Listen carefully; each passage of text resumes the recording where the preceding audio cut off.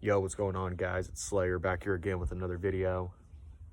The very first time that I ever drank and I felt that liquor hit my stomach, it was probably the first time since I was 12 years old up till 18 that I felt my stomach muscles relax.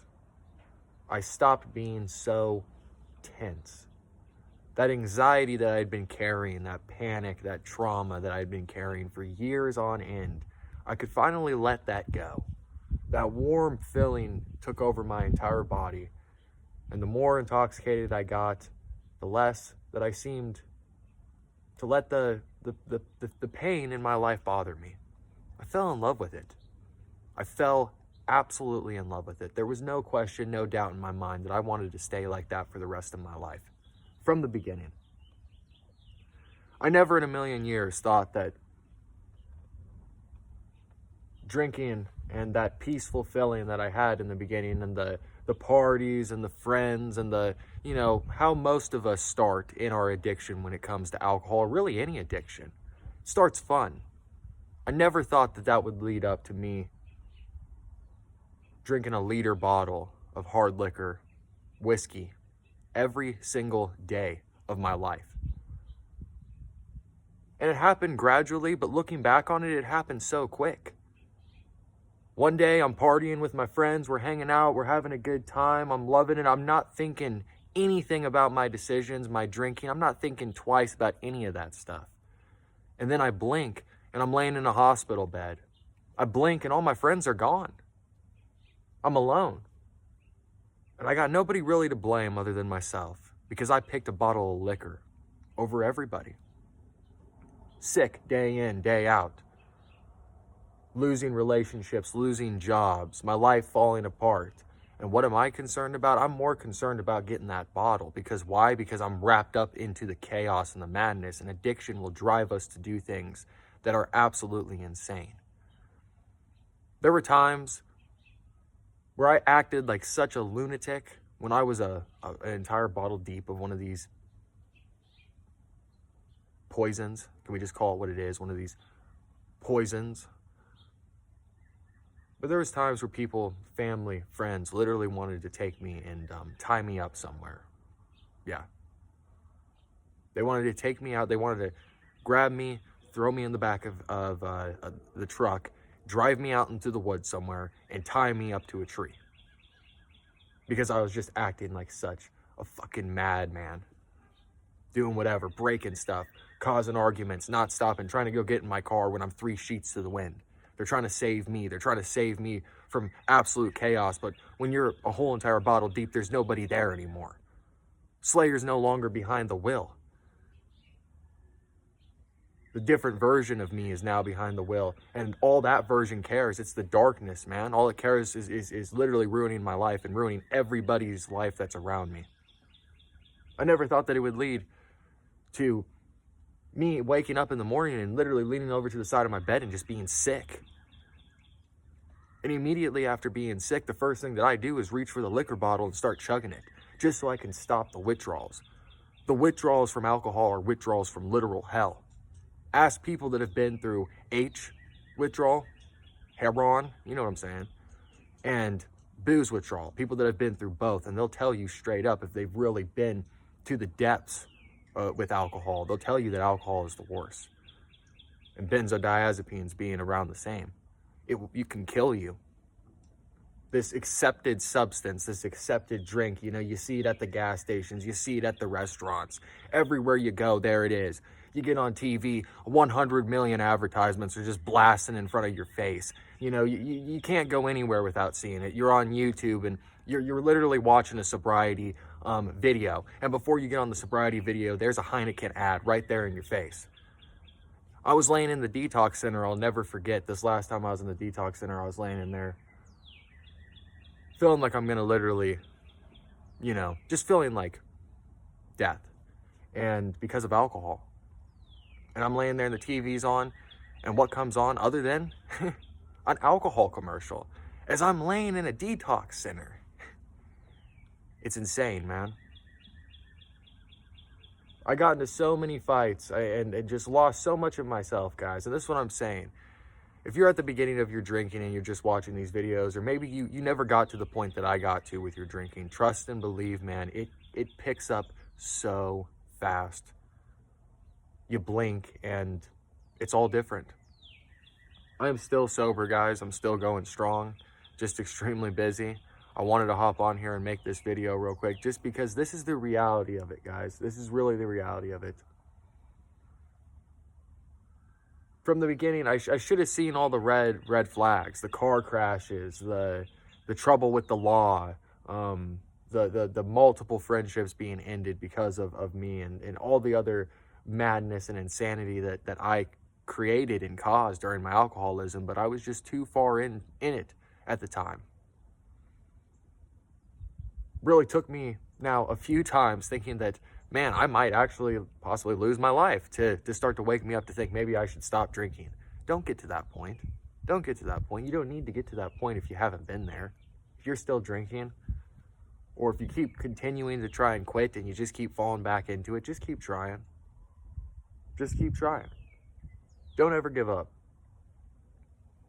Because I get tempted, guys. I've been tempted. I've had a lot of anxiety recently. I shared with you guys my temptation over the Valentine's Day weekend. And there's just been a lot of anxiety. And I think that that's some of PAWS, post-acute alcohol withdrawal. And I also think it's because around this time, I've relapsed in the past. And this time I'm not going to. I'm pushing through. And I think that my body, our bodies and our brains are super smart, man. I think it remembers me drinking around this time. And I've just had a lot of anxiety. And I've thought a few times, of course, I could just go get that bottle. That's literally why I started drinking to begin with, was because my anxiety was constantly so bad, depression, whatever it might be, but that instant gratification. But then I think to myself and I remind myself, well, what would happen the next day? I know exactly what would happen the next day because I've been through this 100, 200, 300 times. I've lost count, literally. At this point, I've literally lost count. It would temporarily fix my anxiety, but it's like a catapult, man. The alcohol is like the hand that grabs the catapult and it brings you all the way down. The alcohol brings you all the way down to the floor, and you're all the way down to the bottom, and you're relaxing and everything's good. And then you go to bed and you wake up the next day and it lets you go and it catapults your ass 25 feet into a wall and you explode. I mean, seriously. The anxiety increases 3 times, 5 times, whatever it was, whatever your problem was that you drank to try and solve, it's that much worse now. Guys, there was just so many stupid things that happened when I was drinking like that, and I want to tell you a quick story of a time that I don't 100% know how me and my friend even made it home alive. Again, now this story is for entertainment purposes only. This took place quite a while ago, some years back, but I wanted to share this story with you guys because it just shows the stupidity of alcohol and the danger of it. Me and a couple of my brothers and a whole bunch of my friends, we were all hanging out drinking heavy.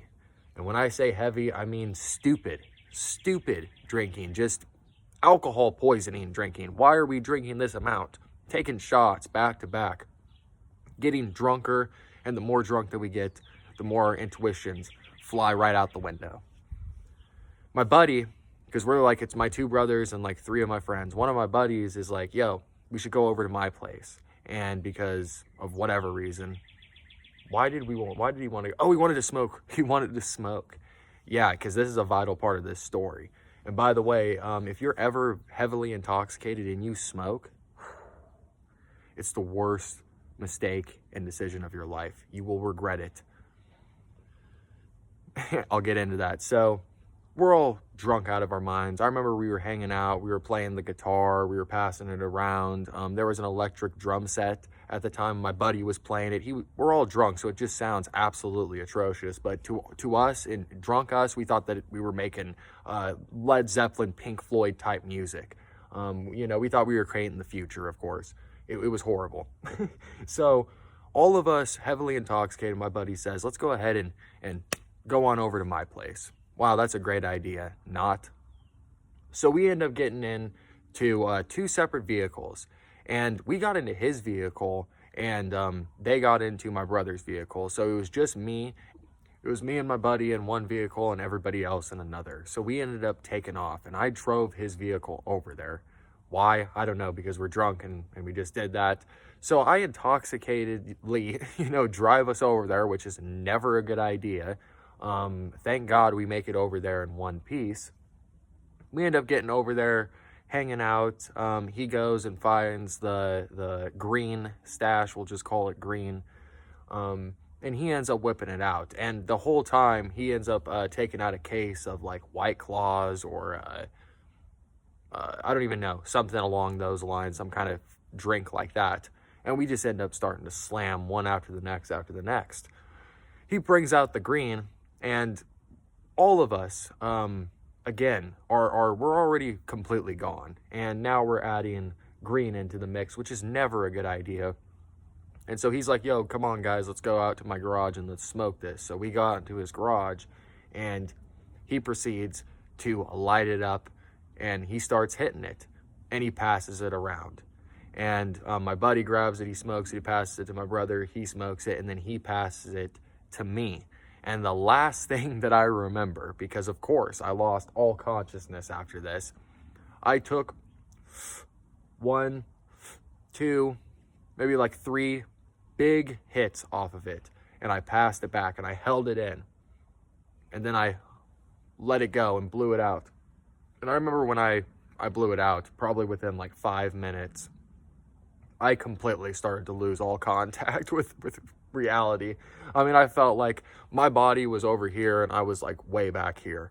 I was having like an out of body experience, and it wasn't long after that I completely black out. Everything goes black.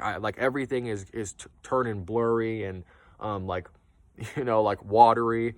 And the last thing that I remember, I'm looking around and people are hitting the J, and they pass it, and I'm gone. I don't remember anything. Next thing you know, what I remember is we are driving back to my brother's place, or my place, wherever we even were. I don't even remember. And I come to, and I'm in the passenger seat with my friend in the vehicle that I drove us over in. When I come to, we are literally swerving around the road. I'm in the passenger seat. Remember, he's driving. We're literally swerving around the road.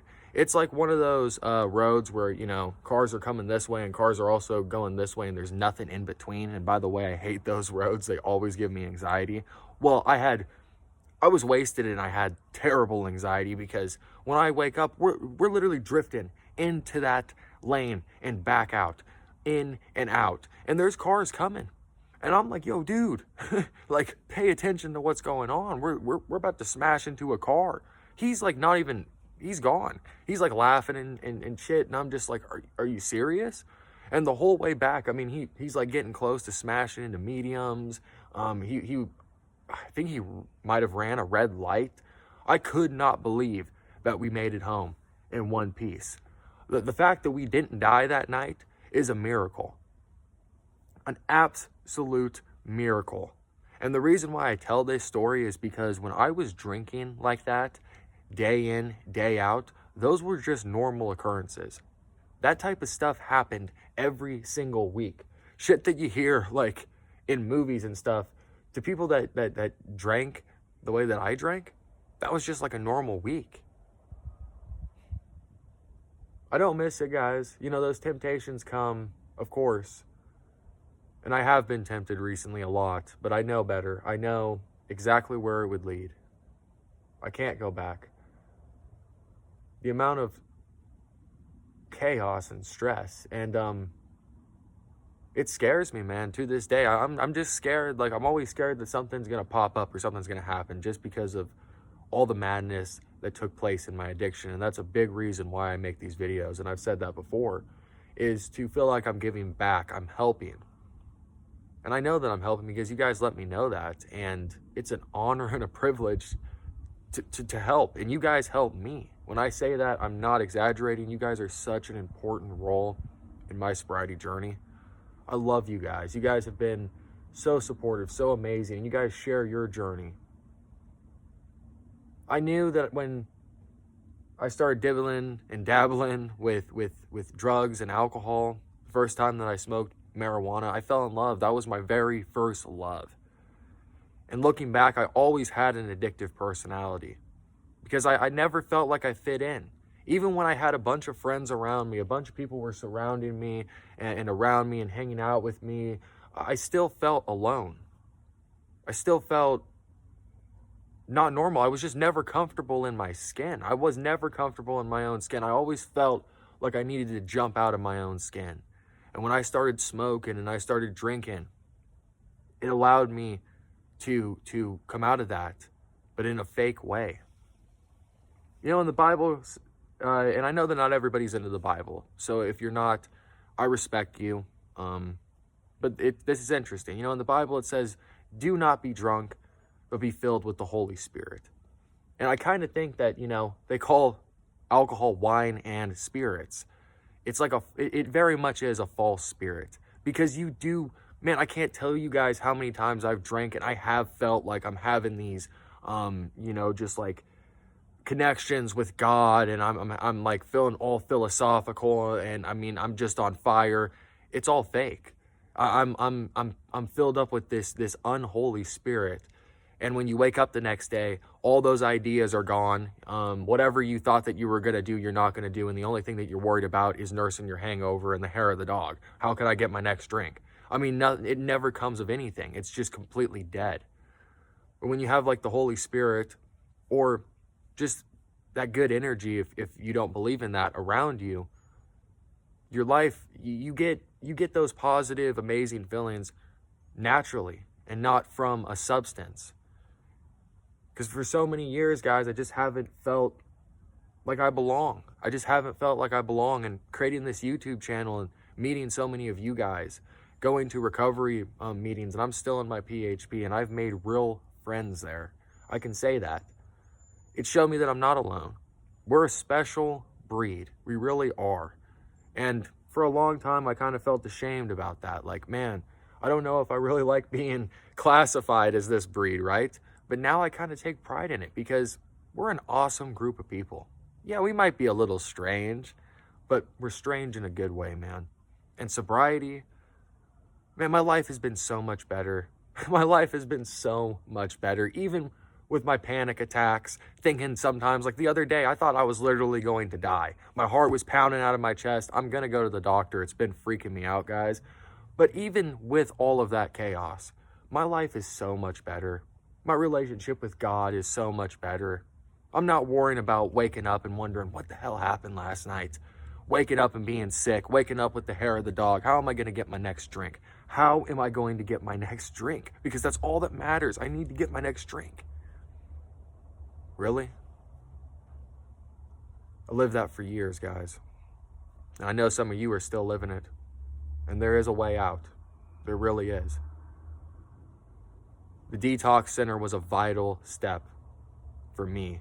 The first step for getting out when you drink as heavy as I do and I have. I will always be an alcoholic, but I am a recovering alcoholic now.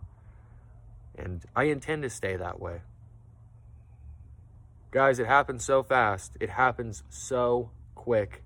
And some of you have commented and said that I'm not even old enough to drink, and because I watch your videos, I'm never going to touch the stuff. That is beautiful.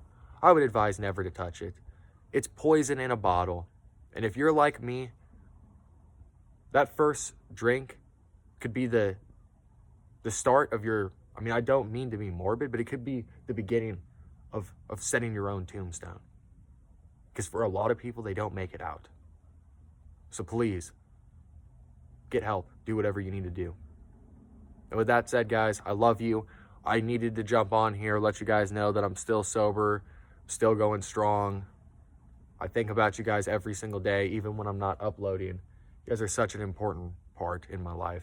I appreciate each and every single one of you. Thank you for being on this journey with me. Remember, we're drinking because we got that hole inside of our heart, man. That's why we're drinking. Something is not satisfied. So we're trying to fill it with that liquor, and it's always going to end up empty. That bottle will always end up empty. You'll always end up back at the liquor store, and you'll always end up disappointed.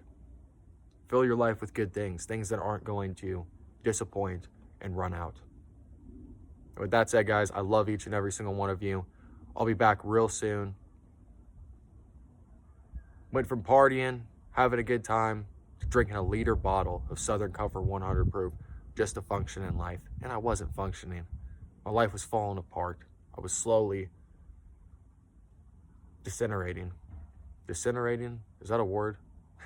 I was definitely in the process of getting decimated. So, yeah, guys, stay safe, stay sober. I'll see you guys real soon. Drop a comment. I love talking to you guys. I really do. It's one of my favorite parts about this YouTube channel. And remember, there is a way out. You just have to find it. So, see you guys real soon. Peace.